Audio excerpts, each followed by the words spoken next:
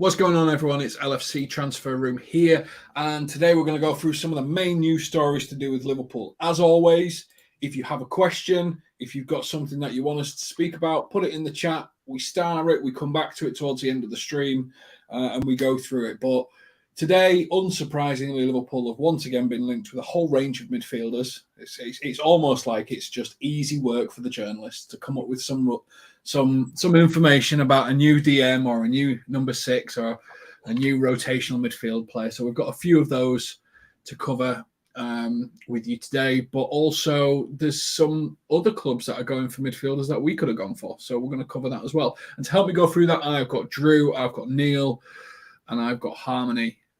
Drew, are you ready? Midfielder talk, midweek midfielder talk. Yeah, it should be fun, especially if we blitz Newcastle. I could definitely see we're good for the start of the season. We'll wait till January. So hope that's not the case, but I'm starting to feel like that could be more and more likely as the days pass on with no concrete transfer news. And I'll tell you what, Drew briefly mentions Newcastle, Neil. For one, how are you? And two, how much of a bargain does Tonali look now when you're starting to see the Declan Rices and the Caicedos and the Lavias? 50 million for Tonali looks an absolute bargain, doesn't it? Neil? Oh, sorry, was that to me? Sorry, I didn't. Yeah. It does look like a bargain. I'm still interested to see how he does. Because players don't always transition well out of Syria into the Premier League. So if I look at bargains, I think Alexis McAllister at 35 million is the one that's looking like the biggest bargain for me at the moment. So we had some good news on him as well, didn't we? So yeah, he's the bargain. Tonali looks good, but let's wait and see. Well, is he going to be 50% of the player that Declan Rice is? I guess we'll wait and see, Harmony. But are you getting fatigued? Are you getting midfielder fatigue? I was midfielder fatigue from the whole song of the. I can't say no, but is the team? The love for the team just keeps you going and keeps you hoping. So that's where I'm at right now. Yeah. Well, I'm going to start with a slightly disconnected Liverpool story, which is Man City have come in for Matheus Nunes at Wolves. That seems to be the new link that they're making, Drew. And obviously it was a very heavily linked Liverpool target, Matheus Nunes, who ended up going to Wolves for about £45 million, I think it was. It seems a bit weird that, there's a midfielder that is available, could play the similar types of roles to the Gravenbach and things like that we're linked to, seems to be doing well in the Premier League, but we're not speaking about them anymore, despite the fact it matches all our stats and data. Why do you think we're not in for Matheus Nunes, and why do you think Man City are? I don't know. Matheus Nunes for Man City, I think looking for a little more depth on their bench, maybe. They've lost some players in the midfield and maybe they're just looking to cover for numbers. The Calvin Phillips kind of the kind of deal they did for that doesn't seem to have panned out for them. Maybe they're just looking for a little more cover, and that's an option that they could throw money at. For us, I think can't say that I watched him too much on Wolves other than the games he played against us last season, which he actually played pretty well in at least one of those games.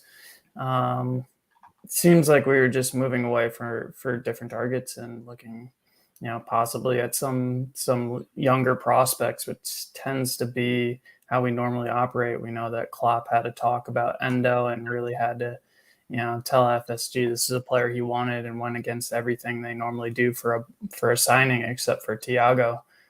So maybe we're just looking at the younger profile of player, and that's pretty much all the reason I can see. I want, if we are going to buy another midfielder, I want to be really excited about who we're going to buy, whether that's Kone, Gravenberch. We'll talk about Kamera later. But I want it to be a signing that we can all get really excited for. And Nunes, I think he could do a job, but I'm not sure he'd be the signing that revolutionizes our midfield going forward. I think McAllister and Szoboszlai are doing a great job there so far. But Neil, I mean, I look at Matheus Nunes. He's 24. His profile's very similar to that of Thuram, who everyone's been saying we want. But Nunes has played in the Premier League. He's Portuguese. He's on reported 85 grand a week, so he's not going to break all the which is one of the reasons we work for Thuram. It makes no sense to me why this isn't a name actually very much linked with Liverpool, whereas Man City, one serious injury to Kevin De Bruyne, boff, names out, probably will go quite quickly. Yeah, I'm not surprised to see City come in for him because Guardiola was really impressed with him when he was at Sporting, and I think Man City played them in the Champions League and he come out. And I think he said he's the best player in the world or something. So I'm not surprised to see them come in. What I am surprised about is our seeming lack of interest based on the fact that last summer we could have had him, I think, but it chose to go to Wolves. And then we had some quite reliable reporters around Christmas time reporting that we would be going back in for him and a deal would be done this summer. So I am a little bit shocked. I watched him against Manchester United. And I was very impressed with their whole midfield against Manchester United. Lamina was good, Gomez was good, and Nunes was good. He is a very good ball carrier. He can dribble out of difficult situations. I always felt that it was Thuram or another, and I think the other is Szoboszlai, which makes me think that Nunes was probably considered within that kind of attacking midfield position on the right. So it might be that we've gone for Szoboszlai and that has ended our interest in Nunes. But I think that interest was definitely there. Now, Harmony, one of these questions, Monkey Chops, great name, says Thuram's 6'4", built like a wardrobe. Nunes isn't. I mean, Nunes is 6 foot. It's not like, we're talking about Alexis McAllister versus, the big show. We're talking about 2 plus 6 foot midfielders who are mobile, agile, and can get stuff done. Does it surprise you we're not in for him, or just, we walked away from Thuram so early in the window? It seems that rotational midfielder is Gravenberch, which is who we're linked with most. Why isn't this an option for us? I feel like the club. I don't know this, but I'm just guessing from everything I'm seeing. I think the club is. I think they have a profile of midfielders that they believe they can get, and for a certain price. Because if you really see all the midfielders that are out there, and they know that because of the whole Caicedo saga, that teams are gonna, literally extort them for money because they see that they have the money there to pay for these players, and because they know that we're so desperate to fill in a role that is so vital to the team and the way club wants to play, that they're gonna, bump up their price. So I feel like with him, he's a player that had all the profile that we wanted from last season, but because I believe we got McAllister and Szoboszlai in there, I don't feel like we need another player like him in the squad, because it will just be too much. And I think that the squad, the club is looking at more defensive side of a midfielder, so it can stabilize that back line and that midfield as well, to make it more sturdy and less easier to get at, because we're so easy to get at when it comes to defending. We're not great right now, and we're letting in a lot of goals and giving teams a lot of opportunities. So I feel like the team is looking for someone that's more sturdy and more defensively minded to play in that position, rather than looking at him because he's not really that kind of player for the profile. Maybe Jones has progressed there. Maybe Elliott's progressed into being able to do that type of role. And Paul says it here. We've got a lot of 8s and 10s, and people that can sort of play between those. What we need is a 6, because we've got 1, maybe 1.5 in Bajcetic if he's not going to progress into that sort of 8. So maybe a 6, 8, and an out 6. Now, the main name that we've been linked to, Drew, today, not generally, because obviously, as you know, Liverpool is the easiest connection to any form of 6 in the world, is Boubacar Kamera. Played 24 games for Villa last season, 21 starts, so he wasn't available the whole year. He had his bout of injuries. 23 years old, defensive midfielder, can play centre-back, defensive midfielder, and progressive midfielder. Once again, it's another player, a bit like Endo, who can seemingly play in multiple positions and fill in. So we talk about a left centre-back here on the channel and fans quite a lot, and we'll move into that whole debate about left centre-back in a little while. Is he the type of profile that we're looking for? Or is this just another name off the gravy train of sixes in the Premier League world? Probably a bit of both. He does seem to fit the profile really well, especially since we're looking at the spot in the midfield that probably needs the most looking at is that number 6 role. So seems like he fits the profile, looks like an exciting prospect. Curious do you know what the reported fee would be around? No, there's nothing on the fee that I can see. And if Helio was here, he'd tell me if there was anything that I've missed, but I can't see anything on a number at this moment in time. Yeah, I think that's the one up in the air thing, because I think Harmony hit the nail on the head. Like, clubs are going to be looking to raise the prices on any player that we're looking at, especially this late in the window, and especially if it's from another Premier League club. That's why I think it might be, we might get a player who's not from the Premier League, just because we might not be held our feet over the fire for a transfer fee. But he does fit the profile. It's a position that we should be looking at for reinforcement. I don't know if we're going to get anyone at this point. I'm already starting to feel like the window's closing, and FSG are just going to say we've done enough for right now, and there wasn't an ideal buy or an ideal option coming up, so we'll just hold on to the money and invest later. I think I put on the chat, I think that we may be done. I don't see anyone else coming in. A lot of the chat don't think that way. One of the things that makes me think maybe Boubacar Kamera isn't going to be a Liverpool signing, Neil, is he's on 150 grand a week, supposedly, at Villa. And that is right, that's right at the Szoboszlai above McAllister level, and I'm not sure he is that level of player. So from a Liverpool payment structure perspective, and who moves to a club and expects to keep their pay the same?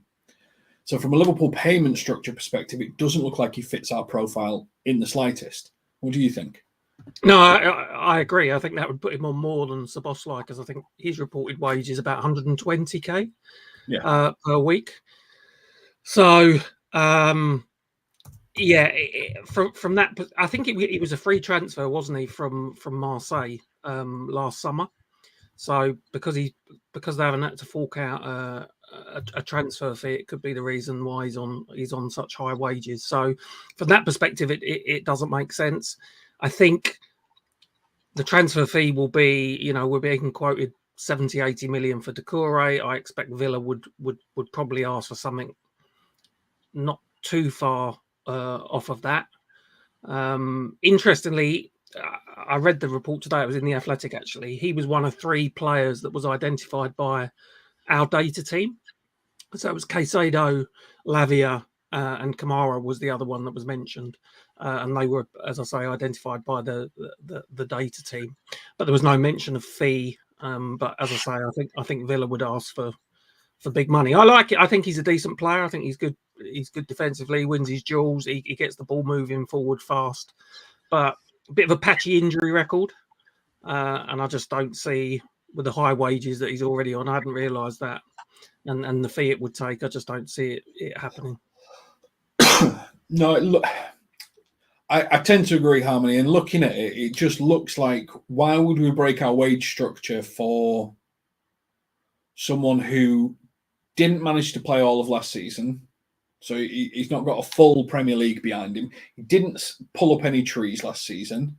Lavia, as bad as Southampton were, was brutal into tackles constantly. Caicedo had an amazing season. So why would you go and break your entire wage structure for someone that hasn't proven that they're ready to go to the top of the Premier League yet? What do you think? You're on mute, mate. So you're absolutely right, everything you just said. It's just difficult to see him coming in, especially with just about 9 to 10 days to go before the window closes. Aston Villa is going to ask for a lot of money, and they still need to replace him as well. So if we do sell him, I don't see it happening. And I think I will having a conversation on Twitter today with a lot of our fans. It was really interesting to hear what a lot of people were saying. And a lot of people were saying there's not really a midfielder out there in the market that Liverpool can get.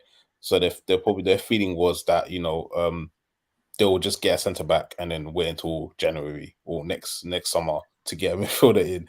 And it made a lot of sense because the way it's going, if we did identify somebody, we would have probably been in conversations with them right now. It would have picked up a bit more speed, a bit more progression, and we would have kind of seen a lot bit more out there. With the reporters saying that Liverpool have advanced talks with this person, have agreed personal terms with this person, and then we would have had an understanding, okay, this is the direction we're going. But until now, we haven't heard anything significant from anybody or any significant links from a player to our club. So it kind of scares me a little bit to see that. I feel like it might be a thing where we're not even interested in any midfielders right now, and we're probably just going to get a centre back, and then we have to rely on Endo to kind of be the guy there, and Pesetic to kind of back him up as well.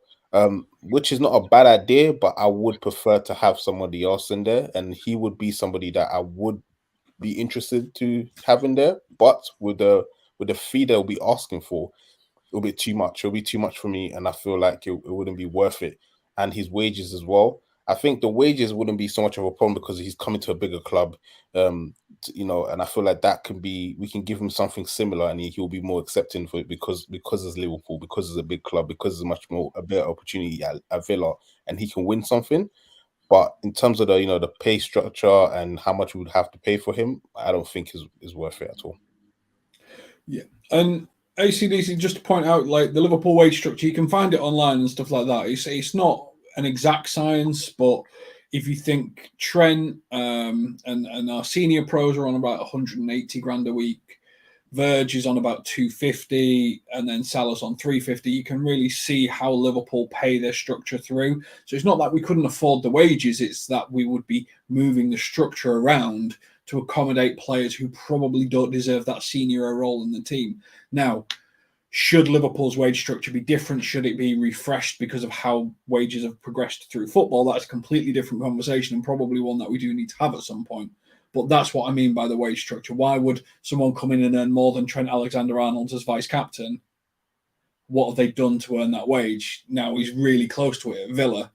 So there's all the bits and pieces that go with that. So that's what I mean about wage structure. Liverpool tend to bring people in at around about 120 to 130 grand and progress them through. That's kind of the model that they implement. So you've got to earn your wage and you've got to earn your pay rises when you play for us. Whether you agree with it or not, that seems to be how we approach it.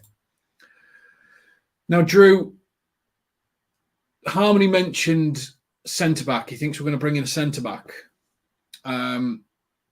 And when you talk to Liverpool fans on Twitter or when we engage with them on here, everyone talks about this left centre-back.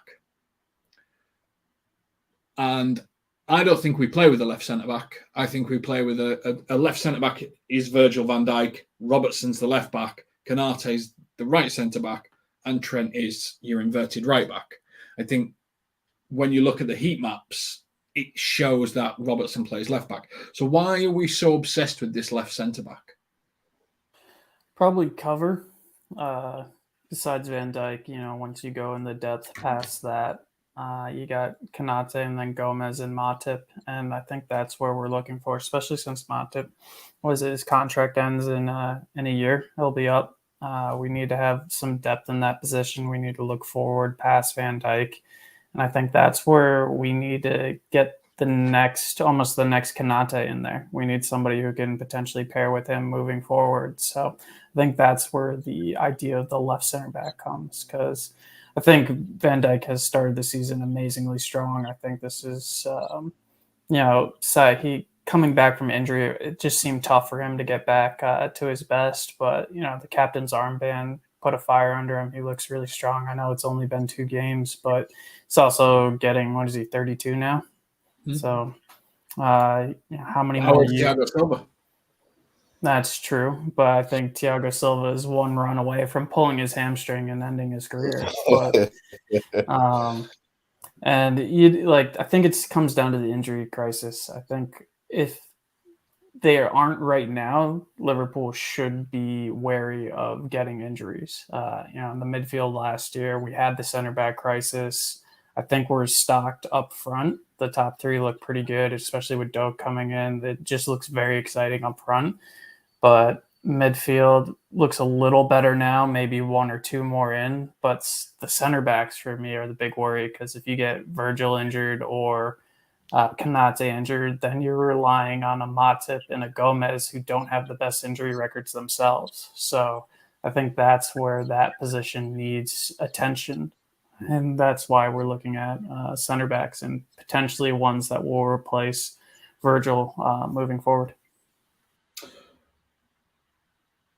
Now, the reports are, Neil, that Hincapie is available for 60 million, but he's happy to spend another year with Xabi Alonso, potential next Liverpool manager, should we put that on there. I think there's a chance we don't do anything and we wait until Chelsea financially implode and then go back for the main target that we want, which is Levi Colwill. So I don't necessarily think we're going to sign a left centre-back. I also can't see us spending £60 million for a backup. It's just very un-Liverpool-like. What are you thinking on this centre-back?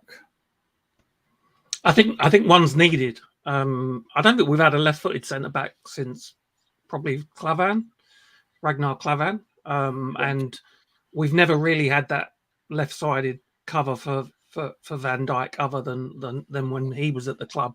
So I think it's a bit of I think the point you made is a really good one about the left-sided role in this formation. A lot of us are thinking we need a left-sided centre-back because it's a more disciplined role than what we've used to seeing Robertson play. But he still seems to be playing his old role where he is bombing on down the left. So I think that's a bit of a fallacy. I do see a couple of reasons why it would make sense to bring one in. One is to get a left footer into the back line because we haven't got that option. And the second thing is competition for places. And I think there is a problem, or there could be a problem that everyone kind of knows what their role is at the moment. Trent's first choice on the right, Robertson's first choice on the left. He's not going to get dropped for Tsimikas, and we know who the first choice pairing is in the middle of the defence. It seems to me, 12 months on, the defence now is what the midfield was a year ago, where people maybe become a little bit complacent, and it needed freshening that up, and it did need that. So I think it's needed. But I'm with you. I don't see us going out and paying 60 million euros or whatever it was for Hincapie, because I don't think he's the chosen one. I think Colwill was the chosen one, and it just seems like a lot of money to do it. I think we need a player, and I think we need a good player to add competition. Otherwise, I do think we're risking going a bit stale like we did in midfield last year. But whether it happens or not, I'm not so sure. No, Harmony, you're the one that said we need, you don't see us getting a 6, but you definitely see us, going out for a centre back. Yeah. Because that's what's needed. Why do you think that's such an important thing for us to go out and do? It's like Neil said, Andrew Robertson, he plays in that position, but he still plays the way he normally played when we were playing the 4-3 formation. He's still bombing on forward. He's still going past. He's not playing the centre back. Yeah, no, that's the position that he's meant to be playing. Because if you look at it, if you don't look at the way we're playing, is Trent is playing inverted, so that leaves Kanate on the right, Van Dijk in the middle, and you're meant to have Robertson on the left hand side to cover that left hand side. But Virgil doesn't transition across to right centre, so there's no move across. No. Kanate stays static. Yeah, he stays in the middle. So Robertson can't move anyway. Yeah, no, but that's the thing. He can't move anyways, but he still attacks. He still pushes up forward, and it leaves a massive gap on our left-hand side. And that's where the problem is, because we don't have a DM that drops in the middle of Kanate and Van Dijk, so we still have a back three to contend with when defending, or we get a counter-attack. That is the problem that we have on when it comes defensively, because Robertson still bombs on forward to still get involved in attacks. If you saw in the Bournemouth game, there were still times where he was bombing on forward, getting involved in attacks and everything, and we only had two. If you look at it, two defenders at the back, So and that can't work out for the whole season. And if Bournemouth was a better team, we'd have lost that game 2-3-0, honestly, because there were so many times that they could have exploited our weaknesses. Now we're going to Newcastle. If he does that again, you're going to start seeing where the gaps are. You're going to start seeing where we are actually missing a centre back that plays in that position. That is his natural role, and he's more defensive minded rather than him actually having to push forward to provide more help in attacking sense of it. I get what you're saying, but my question, I'm going to stick with you with it, because my question is, we're saying Robertson can't play this position, but he's not being asked to play that position. So we're calling him out for a role that he's not being asked to play. It's like saying he's not playing great at centre forward when he's not being asked to play centre forward. Okay. See, do you get what I mean?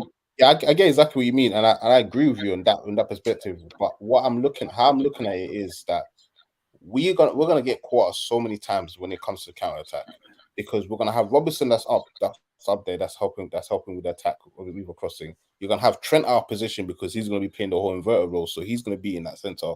And if we don't have a natural six, you're only gonna have Van Dijk and Konate defending, really and truly.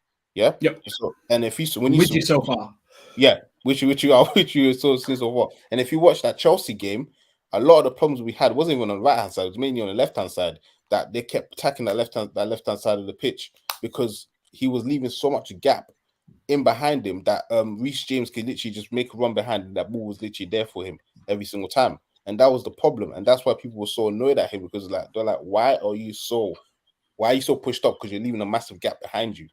That is the problem, and Bournemouth didn't exploit that.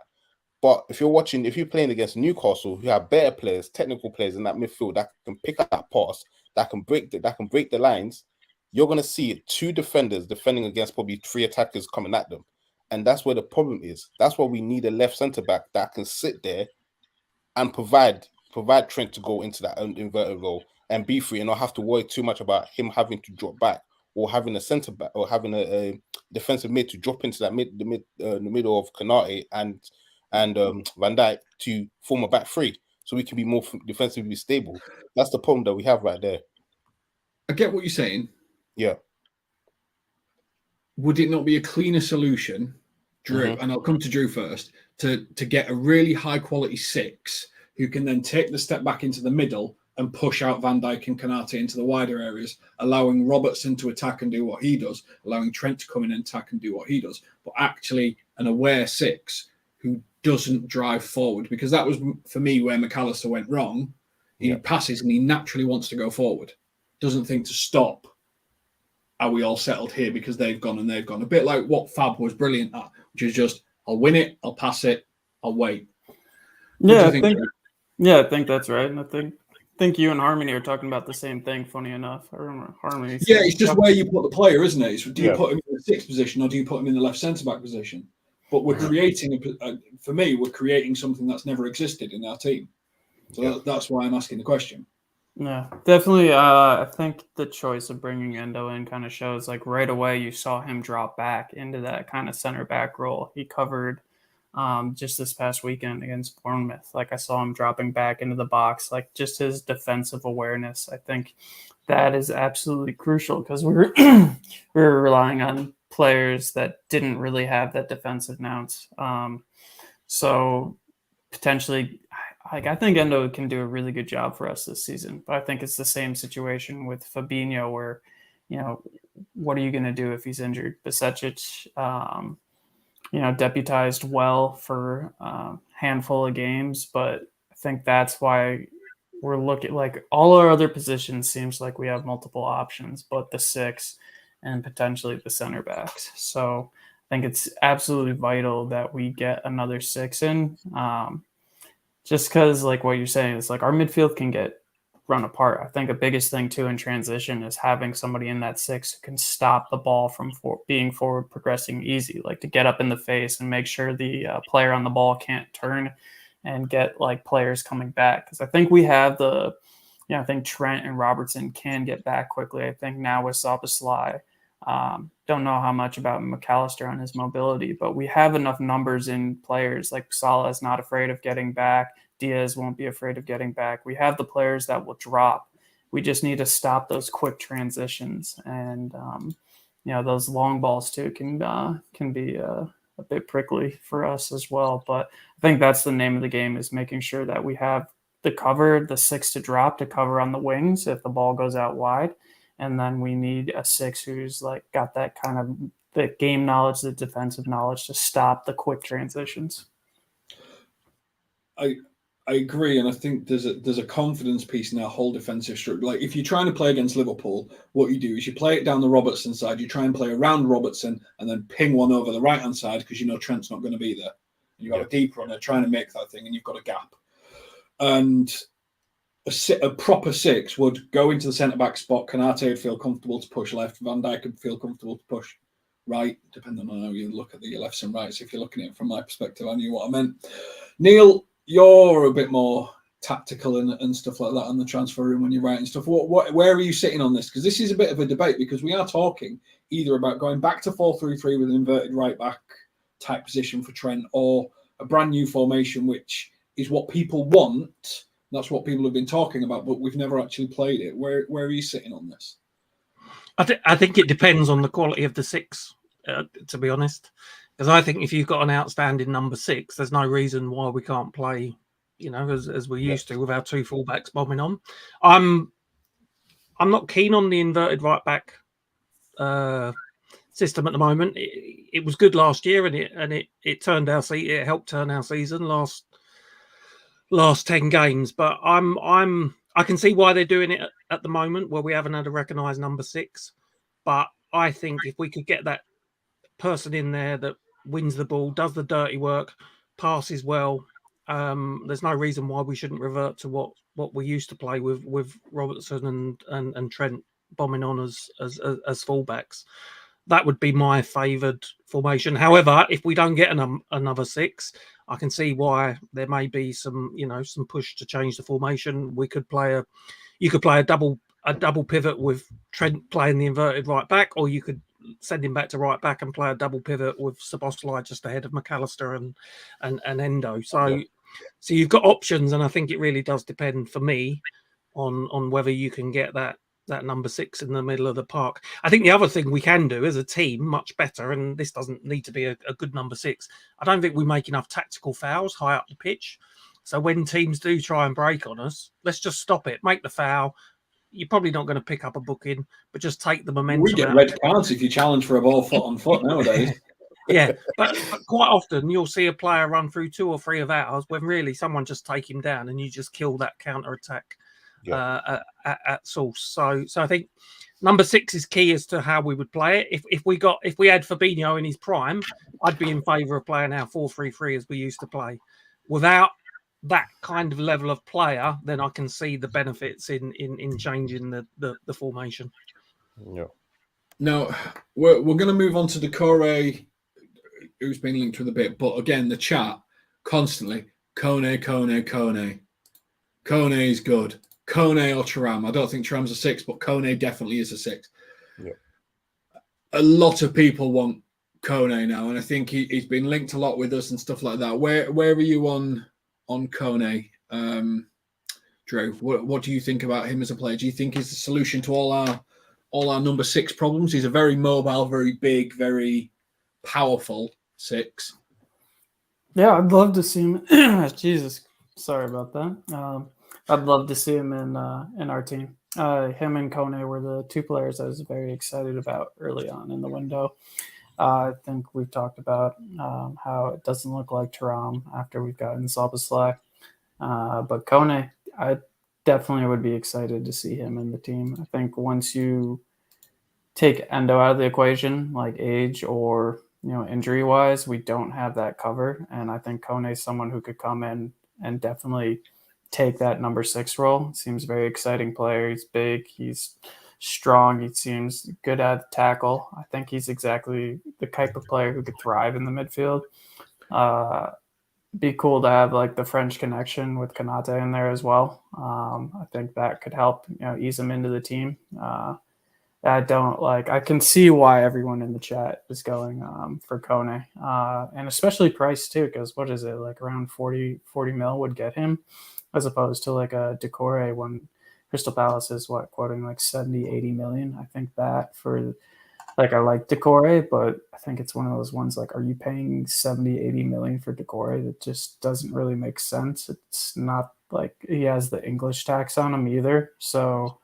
If you're going to get a non-homegrown player who's not like the final product or like the end-all be-all, like for me, when I think of 70, 80 million, I think of a player who's absolutely amazing, who fits right in right away and just revolutionize the team. I think Doucoure does a job, but I don't think it's for that amount of money. So Kone for me would be an excellent signing, and I really, really hope we do get him. Now, what's really interesting about this, Harmony, is the Bundesliga rate Endo higher than Kone in terms of the performances and stuff like that has been going on. We're talking about 2 German league DMs. Having said that, Kone's been injured. So having Endo in the team gives us the ability to not play him straight away, build him in, stuff like that, get his fitness up. Looking at some of his stats, he's good at winning the ball and then moving forward with it. Similar to Thuram in terms of just driving forward with the ball and starting things off. Why is it we seem to get more excited about the young kid than we do the experienced professional or something like that? Because you look at someone like James Ward-Prowse, who I've said many times, 2 games for West Ham, absolutely bossing everything. And that's the type of player we could have got for 35 million. Yeah. I think everyone's looking at it they're just looking at the long-term effect in that position, and they're just looking at his age, and they're saying that, can he continue doing this for 3 seasons for us? Because you gotta understand, in a Klopp team, you're doing a lot of running. And I think everyone was saying that Fabinho was done because he had to cover so much space last season because our midfield was not great, that it made him look a really bad player, like he was, past his prime. But I believe that Fabinho was still in his prime. He just needed help in that midfield, which he didn't get until we turned into, until we had that, inverted role. And that's why it worked so much, because we had a DM in there that knew the system, that knew when Trent pushes up, I just stay behind him. We form a back 3, and we're more defensively more stable.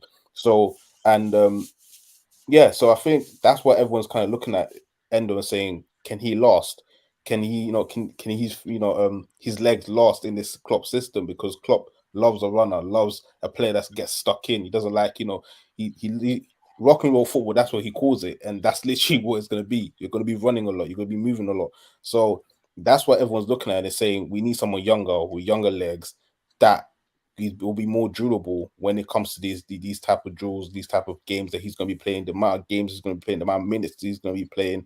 And that is what the concern is. And that's why people are kind of looking at Endo and saying, we need another person in there. I don't think it's so much the ability. I think it's is more about the age and the amount of mileage that he's going to be doing throughout the season as well. The mileage in the Klopp team is always an issue. We saw what he did to Emre Can. We saw what he did to Wijnaldum. We've seen these midfielders leave and just run out of gas completely.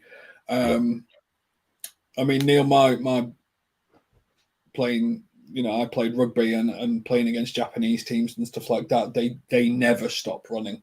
They seem to never tire or anything like that. The Japanese football team, they never stop running. They never tire. But you always need the next person to develop under who's going to take that role off you, don't you? So if it's not going to be Bajcetic, it needs to be somebody, and it needs to be somebody equally as physically relentless. And I think with Badge getting a few injuries already, it's looking like he may not be able to play that level of relentless 6 that we probably need in the structure that we talked about in the 4-3-3. What are you thinking? No, I agree. I'm not sure that they're gonna. I'm not sure his long-term future Bajcetic is as a 6, as an 8. So I'm in favour. I think we need succession planning is really, really important. I agree, and I think we've done it well in forward positions, but we haven't done it well anywhere else in the squad. So I think we do need to get a younger player if it's not going to be Stefan to come in and share some of the workload with Endo. I would really like it to be a very mobile player because whilst I thought Endo did okay, I think he's a smart signing. I see him more as a James Milner, Jordan Henderson replacement. And I like some of what I saw. I thought he was good on the ball, and a couple of times he nicked in. However, when chasing back, I did see a bit of concern in terms of his pace. So I think we've seen on the right-hand side, with Szoboszlai, the energy and the pace that he's got, it's really made a huge difference to the team. And I'd like to see, I think we will get a certain amount of energy from Endo, but if we could bring in a player that's got that energy and also got that mobility and pace, I think it would make a real difference because we are wide open at times. And I think that's where Endo might struggle because I think he will be left on his own and he may not have the pace to deal with it despite being a smart player. So, yeah, I'm all for bringing in someone like a Kone, someone that's mobile, good on the ball, and can learn from Endo and improve in that role going forward. And I'll stick with you, Neil, because I think you made a really interesting point about pace. And if you think about it, a few years ago when we won the Premier League, we had Van Dijk and Gomez as our two main centre backs, and both were. Van Dijk was absolutely rapid at that point. Gomez was rapid at that point, but Virgil slowed down a bit since his last knee injury. After Pickford crocked him. So, do you think having a really pacey six is going to sort of negate potentially some of that Van Dijk loss of pace? I just think we just need someone that's quick across the ground in that area in front of our defence. So it may be that we are, compensating for Virgil losing a little bit of pace, although I still think he's still quick. Don't get me wrong. He is quick, and I think he looks incredibly sharp this season. So my concern is about how open we are at times. Szoboszlai is going to push on. McAllister may push on. We're going to have a player in there that really needs to get around the park so that we don't get exposed in front of that defence. So I was thinking more of that rather than the Virgil situation. But I think it's a fair point. I think Robertson's pace has fallen off a little bit. So. If we are going to have some older players around our defence, then having that mobility and pace in front of the back four can't be a bad thing. Now, Dana, if you are worried about Neil bringing up Endo facts and stuff like that, yeah, Milner signed for us at 29. Year after, most assists in the Champions League in history. So there's sometimes some benefits of these older players coming in with a little bit of experience in them. So we will see. I think he's a smart signing, but I don't think if you're expecting him to play every single game in a wide open team, it's going to be we're going to see the best of him. We're going to see the best of him playing at a defensive team struggling to stay up for so often. You're used to being in a packed 4-4 line. Exactly. Yeah. And that's a concern. But I think he's got good attributes, and I think he'll be an asset. But I don't think he should be relied on as the sole defensive midfielder. Yeah.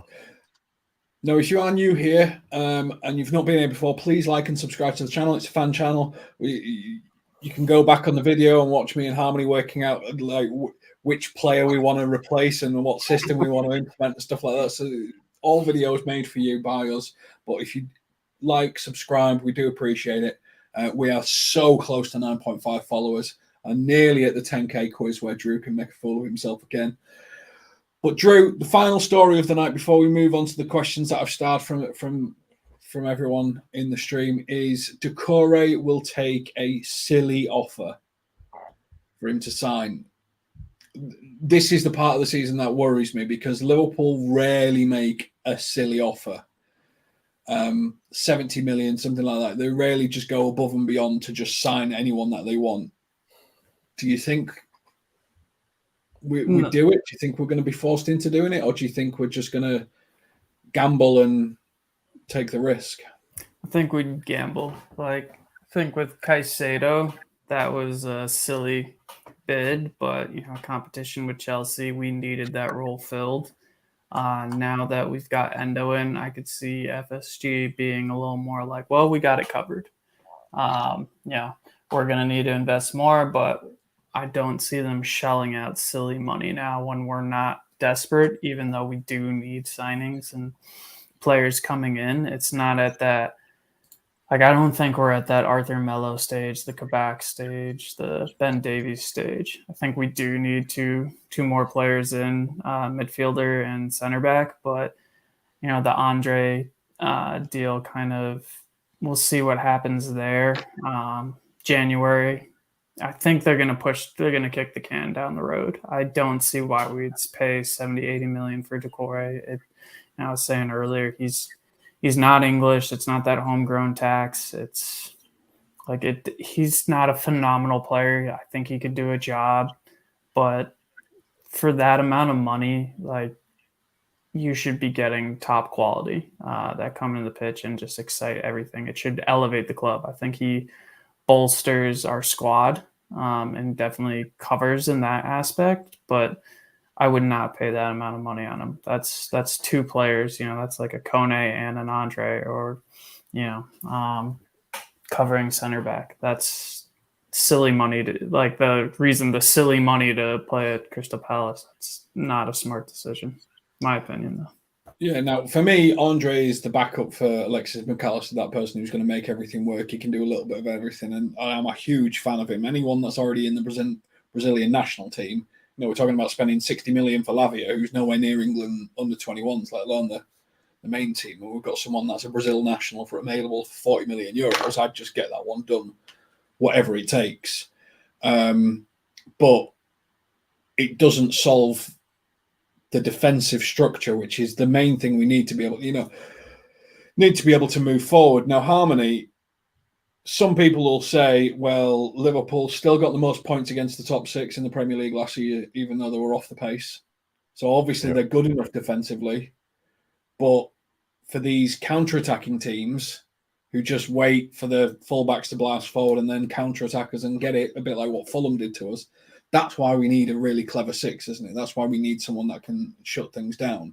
Yeah. Are you in for Doucoure? Would he be good enough as a solution, or are you thinking, do you know what? Let's just Manu Koné, Andre January, and that's a squad then, isn't it? Yeah, the Doucoure situation is a bit all over the place.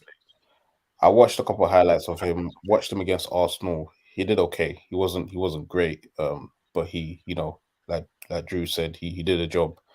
But to spend someone that literally got bought, I think 80 million last season. 18 million, not 80, sorry. 18 million last season, and to be spending 80 million on him is kind of ridiculous. But it kind of just shows the position that we're in right now and the position that we put ourselves in terms of how we handled the whole Lavia and Caicedo situation. We showed our hand, and teams now are looking at us like, oh yeah, there's only a couple of days left in the window, so we're going to take as much money as we want off you before you take our player, because we got to get something out of it. But for me, I wouldn't want to get him personally. I think a Kone would be a good signing. He's young, he's mobile. Yes, he has some knee injuries, and that's going to be kind of concerning. But I think if you manage him well, and if you have good players around him that are going to take you have an Endo that can come in here and there and play a couple of games, take a couple of minutes off his legs, would be good. And then you had an Andre in January. I believe we'll be in a strong position. I wouldn't say we'll be finished yet. I would say probably need another signing just in case, because like Drew said, I think earlier in the stream, he said if Konate gets injured, then we got to rely on Gomez, and his injury record is not great. And if he gets injured, we got to rely on Matip, and his injury record is not great. So that's another problem that we have, is that centre-back position. And I think me and you were going back and forth about the whole position situation. Nat Phillips, he's still in the squad. Yeah, I think he's still grand a week. He's still in the squad, but I believe he should be leaving this summer. I believe he deserves it. He's been a good soldier for us, and as much as I would want to keep him, but I feel like he's too far down the pecking order for him to justify him staying in the club. Yeah, so me and you, like I said, we're going back and forth. I just think we're both looking at, you're looking at the 6th position, I'm looking at the centre back position, and it would be the exact same thing. It will just be the difference is that the DM will drop in, or we'll have a centre back that will form a back three anyway. So it's the same thing. But for me, Kone is probably the best option for us to give us that more defensive stability. Yes, we got the most points out of the top 4 last season, but we had a 6 of Fabinho in there, you know. So now we don't, and teams are starting to find the ways to unlock us, and it's way too easy. A team like Chelsea, who are ready to renew, found it so easy to literally just run past our midfield like they weren't there, and that's the problem that we have right now. And I feel like if we resolve that problem, we'll be in a much better position. Can we challenge? I believe we can, because Man City are looking kind of shaky. They're losing players. They're bringing in new players that they have to embed into the team. Pep, I'm only using this. I don't know why I'm using this, but Pep is he's going through his whole surgery situation, so he's not going to be on the sideline. You know, we got to take everything. You know, we got to take everything. Every advantage that we can while they're weak right now, and I hope that surgery goes well for Pep. I'm not wishing anything bad on him. Yeah, so we got to take advantage of these things, and if we can get the right players in, we can build a gap like we did when we won the Premier League the first time, and just literally just continue going, because I believe if we have a strong gap, we're not going to deal with Arsenal. We're not going to fall off. We know how to finish. We know how to finish. So that's how I'm looking at it. Just get the right players in, so we can challenge these guys and put them under pressure while we have the advantage, while they're still, you know, gelling together with these new players they're trying to get. So, yeah. And Neil, I think Harmony makes a really good point. Man City have lost a lot of players, and obviously their main player, Kevin De Bruyne, is going to be out there. We have improved our squad. Szoboszlai and McAllister improve our midfield from what it was last year. Our forward line, Diaz is back, Jota's back, full fitness. Our attack has improved. Our defence has stayed pretty much the same. We are probably one really high-quality first-team signing away from causing a lot of problems for Man City in this Premier League, because they've moved backwards and we've got a chance to take 2 steps forward again.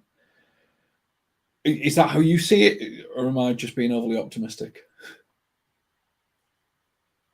I think we are stronger. I think the midfield will end up being far stronger than last year. It looks completely different. I think probably the starting 11 is good, and I think the first few options off the bench, particularly in attack, are good.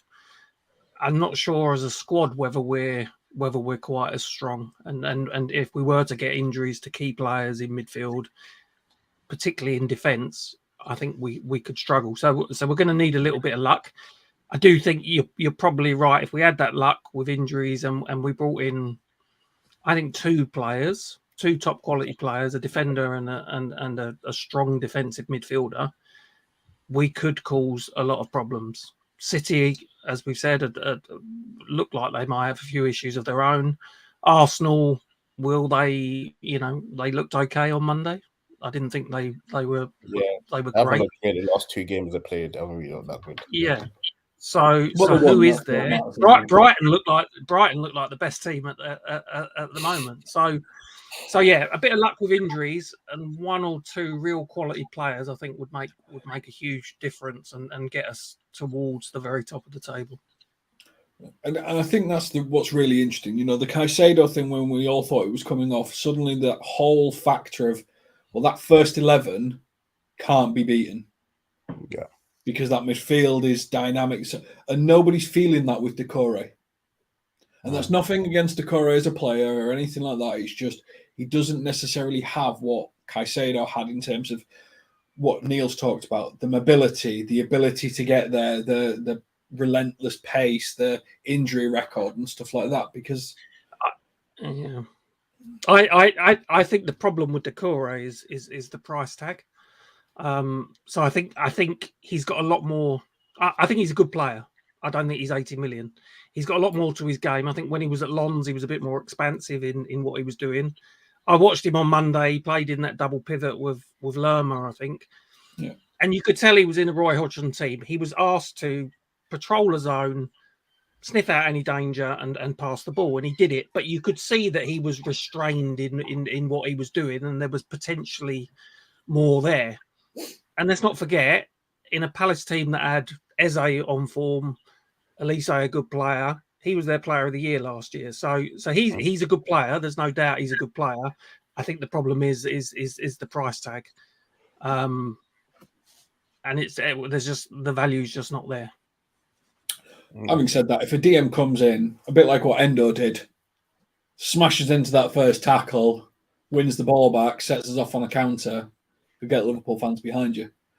Now, to round things off, we're just going to go. I've started some of the questions that you guys have put in the chat, and we're just going to give each Drew, Neil, and Harmony a question.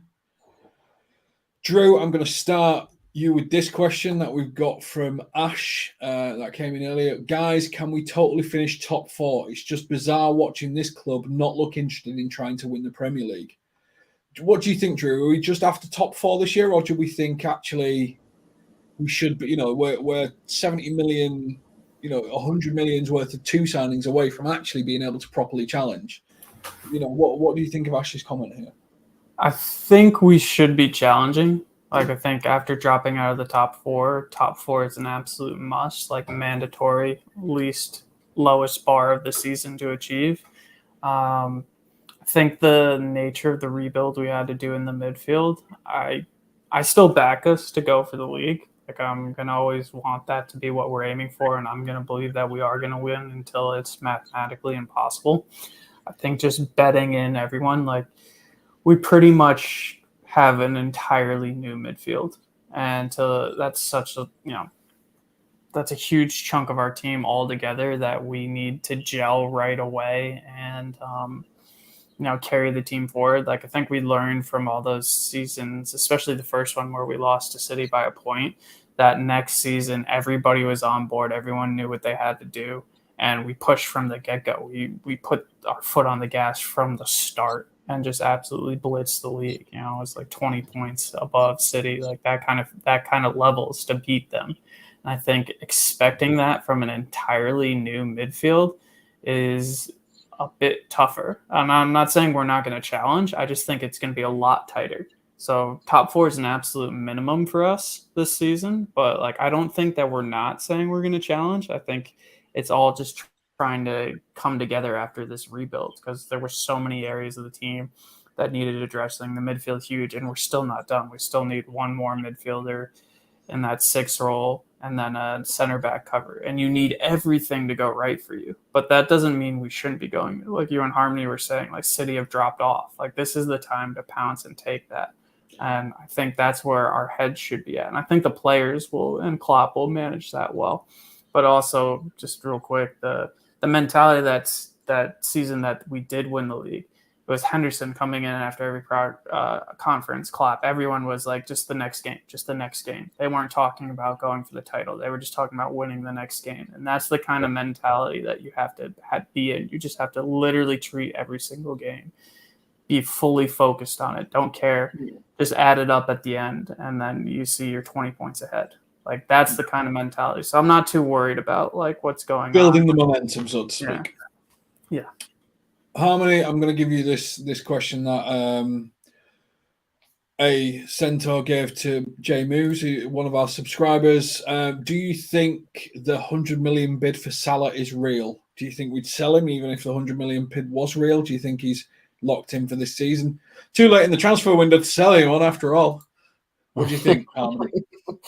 I don't believe it's real, and I don't believe that we would sell him even if it was real, because him and his agent have come out multiple times saying that he's fully committed to Liverpool and he's not going anywhere. So I don't believe Liverpool, unless he told Klopp, you know what, this is what I want to do and I want to try this, then that's probably the only reason why he'll if he gets sold. I feel like that 100 million bid that can come in next season, because Mo Salah is not going to drop off anytime soon, and because of the whole Muslim heritage that he has as well, he's going to keep that value going on him as well. So it's like we can get 100 million for him next season if it comes down to it, where he feels like, okay, I've done everything I want to do with Liverpool. Let's say we have a good season and we win a Europa League and we win the Premier League, and we do quite well in the domestic league as well. He'll feel like, okay, I've done everything now. I've broken records. I've won all the trophies. I want to go just, save up my money and just go to the Saudi League and just make a bunch of money and retire. We can still get 100 million or even close to 100 million for him next season. So I really don't worry about that. Nothing's going to happen for Mo Salah. He's going to be our player this season as well. So yeah. And Neil, you're going to get this question from Frank, who's come late into the stream, but asked the question of, I was late coming in. It's all right, Frank, we forgive you. Have we discussed the spending of our main rivals leaving us behind? And it's a really good question, isn't it? Because we talk about salaries and what we're paying on salaries compared to what other people are paying on salaries and stuff like that. Declan Rice is on $250 a week. That's Virgil van Dijk money for us. And all the Chelsea signings getting 9-year contracts, earning 20, 30, 40 more million pounds than they would earn if they got a 5-year contract with Liverpool. But they're still spending the money. They're putting it out there. There are players out there who would love our contract offers and that would bite our hand off. And are we potentially creating ourselves more problems by making ourselves less appealing in the market because we don't put any offers out there and we're not making any moves? What do you think? Well, we're certainly not spending the same amount as Chelsea, Arsenal. Nobody's spending. La Liga's not spending what Chelsea is spending. So we're not spending. So if we look at who we think our rivals are going to be, so Man City is the first one. They've spent a good chunk of money. It looks like they've got Doucoure coming in. Now they're going for Matheus Nunes. They're going to spend between 200 and 300 million. Arsenal, they'd spend 200 million by the end of June, I think, with Havertz, Rice, and Timber coming in. So again, 200 million that they'd spent. Chelsea are spending ridiculous amounts of money. United have still spent a decent chunk of money and may spend a bit more. It looks like we won't, even having recovered 50 odd million, we won't spend the same amount of those clubs, and we won't offer.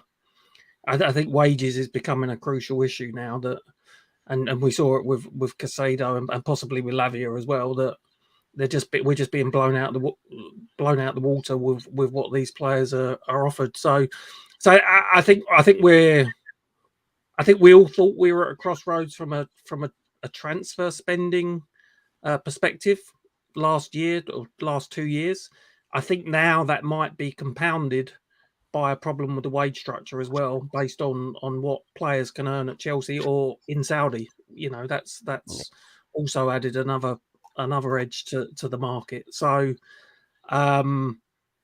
it's difficult for us. I think with our current transfer policy and our current wage structure, we will struggle to carry on finding what we need to compete at the very top of the table, is what I think.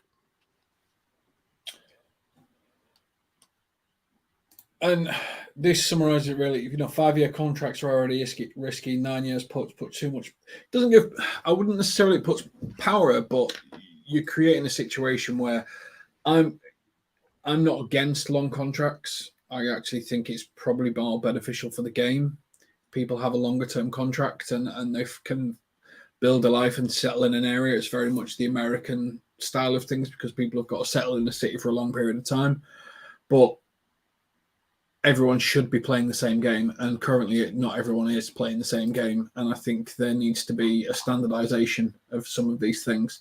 One of the comments said Arsenal and Liverpool have similar structures. I mean, if we look at their contract total estimated 160 to our estimated of 125.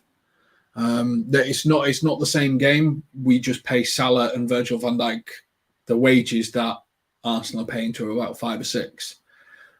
Salah, I think, is higher than any Arsenal player. Virgil van Dijk's about the same. But that's really what this comes down to. There'll be players who want to play for Liverpool on this, but they're going to want some level of security that they're able to get elsewhere. That's why we missed out on Caicedo. That's why we missed out on Lavia. And if Liverpool want to be that destination spot where someone wants to spend, build, and create the career where they end up leaving for us free, as many of our players have, there is going to need to be some changes within our financial structure by the looks of things. Thank you, everyone, for joining us. Thank you very much to Neil, Drew, and Harmony. This is LFC Transfer Room. This has been another day, another 6. Everything's to do with 6. Thank you, everyone, for joining us. Please like and subscribe to the channel, and we will catch you on the next one. Take care.